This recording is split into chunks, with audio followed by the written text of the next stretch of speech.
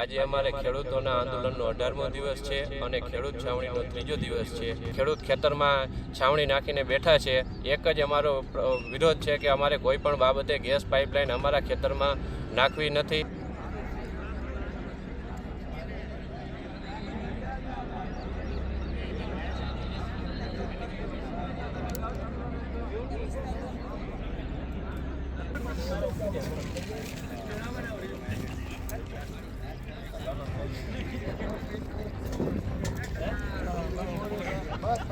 આજે અમારો 18મો દિવસ છે અને અમારી છાવણી જે છે એનો આજે 3જો દિવસ છે, જે અમારા બધા ખેડૂતોએ સ્વયંભૂ કરેલ છે કે ગેસ પાઇપલાઇન અમારા કોઈ ખેતરની અંદરમાં નાખવા દેવાની થતી પણ નથી।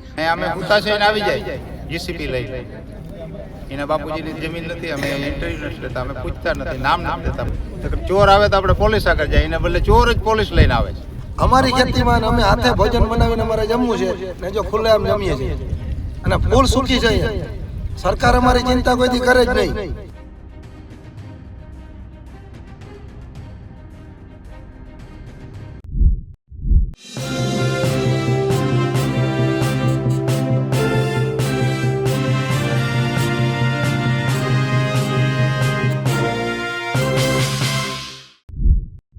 દ્વારકામાં જીએસપીએલ ગેસ પાઇપલાઇનના મુદ્દે હવે ખેડૂતો આંદોલન પર ઉતર્યા છે અને સરકાર સામે પોતાનો આક્રોશ વ્યક્ત કરી રહ્યા છે। ખેડૂતો કહી રહ્યા છે કે તેમની આ પાઇપલાઇન તેમના ખેતરમાં જોઈતી જ નથી।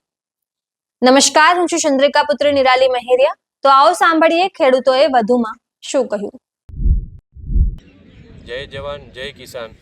આજે અમારે ખેડૂતોના આંદોલનનો 18મો દિવસ છે અને ખેડૂત છાવણીનો 3જો દિવસ છે। અમારે ખેડૂતોની એક ટીમ ગાંધીનગર જીએસપીએલની ઓફિસે કાયદાકીય પણ લડત ચાલુ છે અને ગેસ પાઇપલાઇનના વિરોધ બાબતે અમારે ખેડૂતોની સ્વયંભૂ છાવણી જે અત્યારે અમારે ખેડૂત છાવણીમાં 3જો દિવસ છે, જે અહીંયા ખેડૂત ખેતરમાં છાવણી નાખીને બેઠા છે। એક જ અમારો વિરોધ છે કે અમારે કોઈ પણ બાબતે ગેસ પાઇપલાઇન અમારા ખેતરમાં નાખવી નથી અને જે પાઇપલાઇન છે એનો કોઈ વૈકલ્પિક રસ્તો શોધી અને બીજી જગ્યાએથી અમારે ગેસ પાઇપલાઇન નીકળે એવું અમારું વિરોધ છે।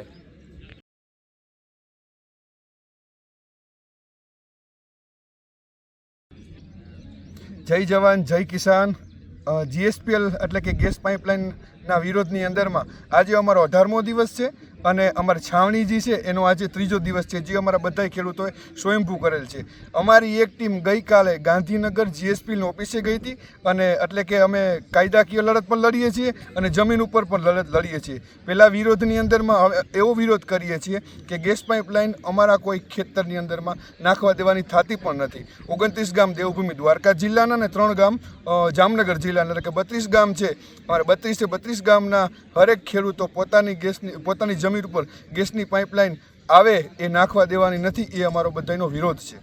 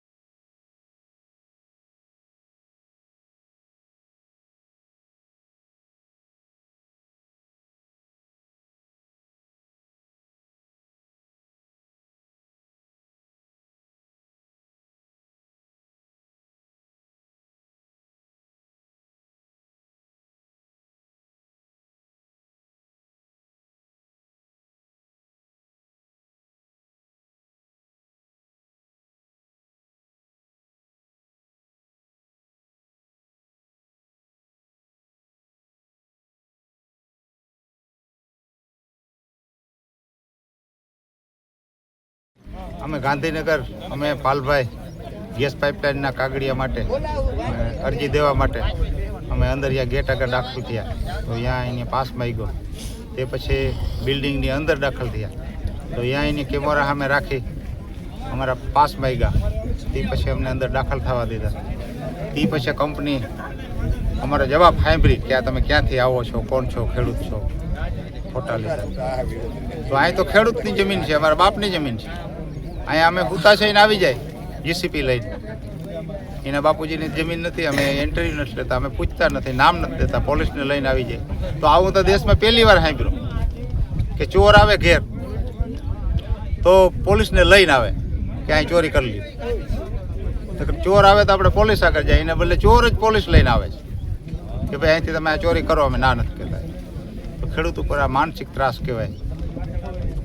એટલે સુધી આ આંદોલન અમારા ખેડૂતનું છે અને જીપીએસસી એરટેલની કંપનીની પાઇપલાઇન જે નાખે છે ખેડૂતના વિરોધમાં એનું આંદોલન છે. ને અમે બધા અહીંયા અમારી જ ખેતી છે, અમારી જ ખેતીમાં અમે ખેડૂત બધા ભેગા થઈ ને એના વિરોધમાં કે પાઇપલાઇન નાખવા દેવી જ નથી અમારે. હવે આજે લગીને તો અમે એવું કહેતા હતા કે પૂરતી વળતર આપે ને તો અમારે દેવી, હવે તો પાઇપલાઇન નાખવા જ નથી દેવી. અમારી ખેતીમાં ને અમે હાથે ભોજન બનાવીને અમારે જમવું છે ને જો ખુલ્લેઆમ જમીએ છીએ અને ફૂલ સુખી છે. એમ સરકાર અમારી ચિંતા કોઈથી કરે જ નહીં કે ખેડૂત થાકી જાય, ખેડૂને જ કમાવું ને ખેડૂને જ ખાવું. ને તમારે તો અમારા બાજરાના રોટલા તમારે ખાવાના છે, બાજરો તો અમારો છે. ને તમે જે જિંદગીના જલસા કરો છો ને એ આ કિસાનના ને તો તમે આ 4 વ્હીલમાં ફરીને આગત ને રોટલા ને દાળ ભાત ખાઈને આગત.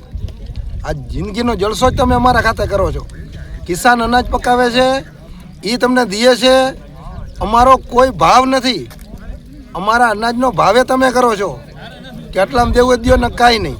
જેમ અમારી અટાણી જમીન તમે મફતના ભાગમાં લેવા માગો છો ને રૂપિયા તમારે કમાવા છે, યોજના તમારે કરવી છે ને વિકાસના ખોટા બહાના કાઢો છો કે વિકાસ શેનો વિકાસ? ખેડૂતનો વિકાસ છે, નેતાના વિકાસ થયા છે, અમારો વિકાસ નથી. અમે તો ખાલી એક બાનાધારી થઈ કે ખેડૂતનો અવાજ, પરસોત્તમ રૂપાલા સાહેબ એમ કહે છે કેન્દ્રમાં કે ખેડૂતનો અવાજ કોઈ રોકી નહીં શકે, આજે નહીં, આજીવન કોઈ દી નહીં રોકી શકે.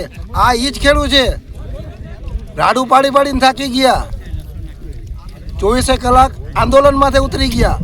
તમે તમારી એસી ચાલુ કરીને બેહો, તમને એમ થાય ખેડૂત થાકી જાય, જિંદગીમાં નહીં થાકીએ. જ્યારે તમે આવશો ત્યારે અમે આવશું. હવે તો જેમ તમે દ્વારકાના ખેડૂતોની વાત સાંભળી, તમે આ મુદ્દે શું વિચારો છો અમને જરૂરથી કમેન્ટ કરીને જણાવજો. એ સિવાય સરકારે અમારું જૂનું ફેસબુક અને ઇન્સ્ટાગ્રામ ભારતમાં બેન કરી દીધું છે, તો તમે અમને અમારા નવા અકાઉન્ટ પર પણ ફોલો કરી શકો છો. અત્યાર માટે બસ આટલું જ. ધન્યવાદ.